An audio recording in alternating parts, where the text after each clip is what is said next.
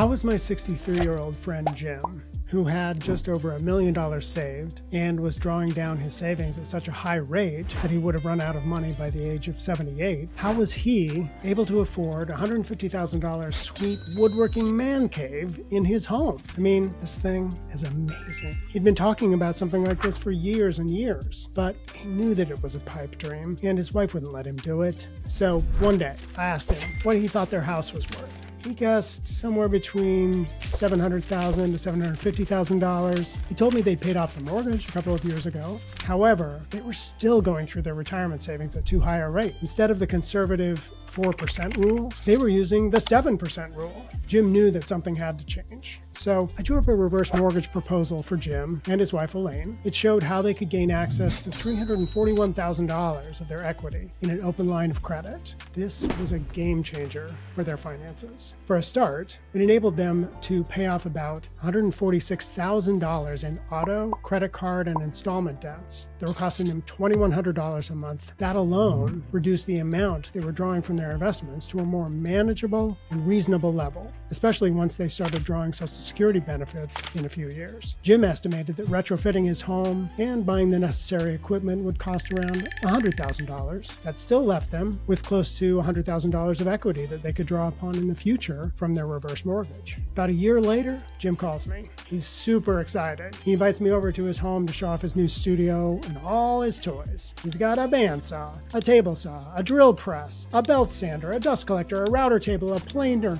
a jointer. In the end, as with all construction projects, the cost went up from $100,000 to $150,000, but luckily, he had room in his reverse mortgage to cover that. Everything was neatly organized in his new basement studio. He was just thrilled to be able to make some new furniture. I was so happy for him, and he couldn't say enough how grateful he was that I'd come up with the solution. And this is just one example among many examples that I have among my clients of a way that a reverse mortgage has changed a person's life and really transformed what's possible.